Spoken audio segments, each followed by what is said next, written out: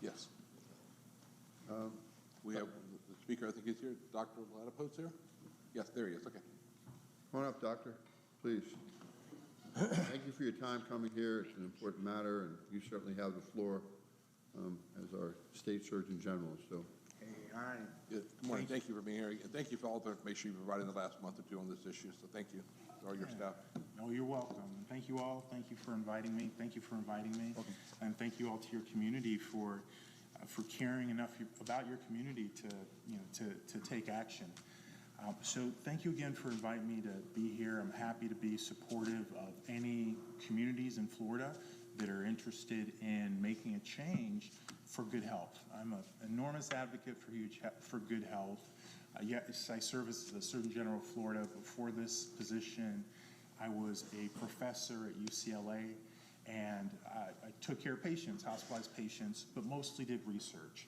So I have, of course, a medical degree, but also a PhD because I happen to love research, and I've led multiple NIH-funded clinical trials in my career. So I have a good, solid amount of experience with research. But most of all, I love it. So as you know, when you really enjoy something, you tend to be better at it than you otherwise would be.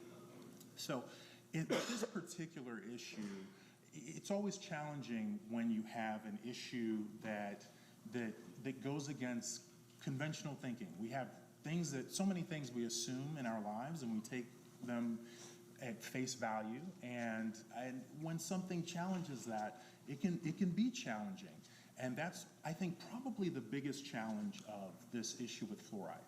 Obviously, there's some individuals who are very invested in the idea, and they may just be more attached to the idea. But I think for most of us who may not have known much about this issue in the past, it comes as an affront to our beliefs and our assumptions. And I'm not unique in that respect. So I think, as I'm sure people have covered during your meeting today, probably 6 months ago or so, a federal judge issued a ruling that basically asked the FDA to take a regulatory action about fluoride, and specifically fluoridation.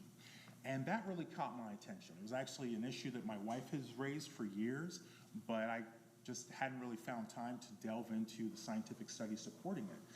But when this federal judge issued this ruling, I decided that I really needed to better understand the scientific literature here.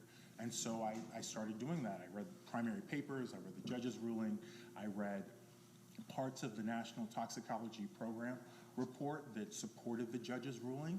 And I'll tell you that I was stunned. I was stupefied. I was stupefied by the strength of the evidence that demonstrated clear neurotoxic effects associated with fluoridation, and just the absence, the muteness of any discussion about this in the public health community. I literally, it was very jarring to my beliefs. But indeed, the scientific literature about this is very unequivocal. So I know that I overheard the gentleman before me already discussing some of it, but just to be very clear, there are multiple studies, many of them, that show in other countries where levels of fluoridation are higher, a very clear relationship. It's something that we call a dose-response relationship in science.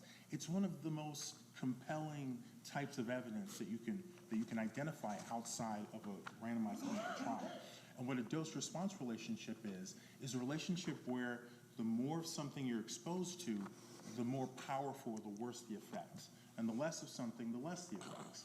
And that really is a strong evidence for what we like to call causality, which is to say that there's a tethered relationship between an exposure and an outcome. And that's exactly what you see with the neuropsychiatric effects.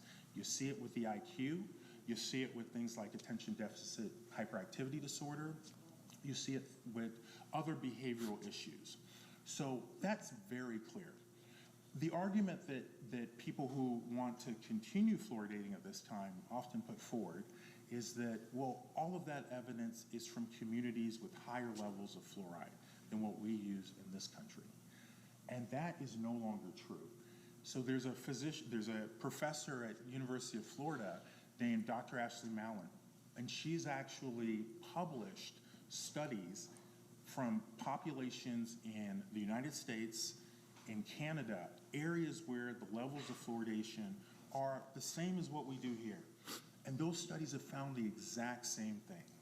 So in other words, this dose-response relationship, which is not contested by anyone, that is present at higher levels of fluoride is also present at lower levels of fluoride that we see in this country. So at this point,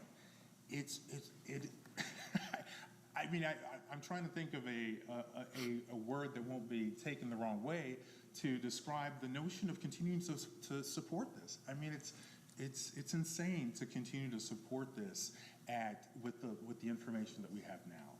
And who suffers the most? Well, so far it's children and pregnant women. Those are the most sensitive populations. That's where the strongest data are. And obviously, especially for our children, just why on earth's name would we ever continue to expose them to something that's totally avoidable? And on the other side, does fluoride have dental benefits? That's definitely been shown. But and I don't want to undermine those. Dental health is extremely important. Brushing your teeth, flossing. We in the Department of Health are actually taking some steps to increase the amount of dental education we have in this state.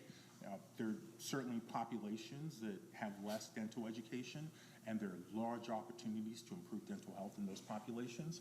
But even on the benefit side, the Cochrane Review, I think just last year, published a new review that showed that before 1975, the benefits of fluoridation for dental health were more substantive.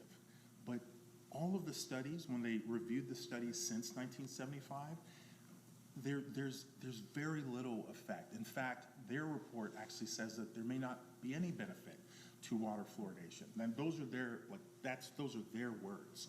So it's just on the benefit side, it's shaky, especially with the wide access we have to fluoridated toothpaste and mouthwash at this point, and it's cheap, it's affordable. I mean, there's just, that's not, look, gasoline is a different story, but fluoridated toothpaste, that kind of thing, that's not something that people are having trouble paying for. Or housing down here in this beautiful, seaside city of you guys. But on the benefit side, it's just, again, it's not strong anymore in terms of like whole body fluoridation. And the risks just become clearer and clearer. It just doesn't make sense to keep doing this. And I'm grateful to your community members who've come forward to share their opinions with you. And again, thank you all for taking your leadership role in this area. Thank you. Thank you, Doctor.